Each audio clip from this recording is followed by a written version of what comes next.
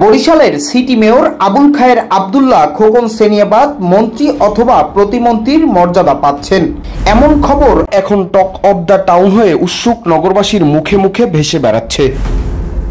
Mayor Abul খায়ের আব্দুল্লাহর মন্ত্রী হওয়া এখন সময়ের দাবি। সর্বশেষ খুলনা ও রাজশাহী বিভাগের মেয়রদের প্রতিমন্ত্রীর মর্যাদা দেয়ায় বরিশালের মানুষের প্রাণের দাবি আবুল খায়ের আব্দুল্লাহকেও এ পদমর্যাদা দেয়া হোক। বিশেষ করে বিপুল ভোটে নির্বাচিত হয়ে বরিশালকে একটি আধুনিক ও সমৃদ্ধ নগরী গড়তে তার দৈনন্দিনের কার্যক্রম জনমনে ব্যাপক আশা জাগিয়েছে।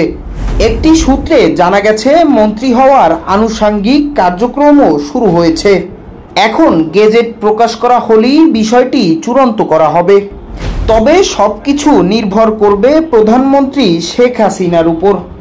গোয়েন্দা সূত্রের তথ্যে ৯ মাসের কার্যক্রমে প্রধানমন্ত্রী শেখ হাসিনা সিটি মেয়র আবুল খায়ের আব্দুল্লাহর উপর অনেকটাই খুশি। নির্ভরযোগ্য সূত্র বলছে, জনপ্রতিনিধি এবং প্রশাসনের মধ্যে ক্ষমতায়ন বিনাশের জন্য এমনটা ভাবা হচ্ছে। সেই হিসাবে মেয়র আবুল খায়ের তার ৯ মাস কর্মকালীন সময়ে প্রশাসনের সাথে সম্পর্ক সুদৃঢ়, প্রকল্প কাজের বন্টন, রাজনৈতিক প্রজ্ঞান প্রদর্শন, সুষ্ঠুভাবে পরিষদ পরিচালনা, অন্য সব দপ্তরের সাথে সমন্বয় সাধন, উন্নয়নের কাজে কঠিন মনিটরিং, অন্য সব সিটি প্রদানের সাথে সুসম্পর্ক রাখা ইত্যাদি সব ক্ষেত্রেই দৃষ্টান্তকারী পদক্ষেপ রাখায় তাকে মন্ত্রী অথবা প্রতিমন্ত্রীর মর্যাদা দেয়া হতে পারে। খুব শীঘ্রই এ মর্মে ঘোষণা আসছে বলে সূত্র জানায়।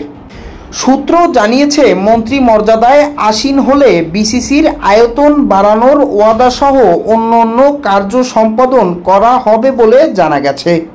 এমনটা হলে বরিশাল মেট্রোপলিটন এলাকায় আরও 2টি থানা প্রতিষ্ঠা করা হবে বলে জানা গেছে।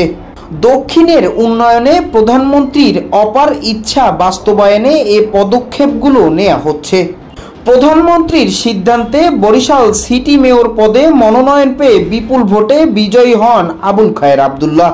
বরিশালে বর্তমানে 322 কোটি টাকা ব্যয়ে 165টি রাস্তা ও 54 কিলোমিটার ড্রেনের কাজ চলছে।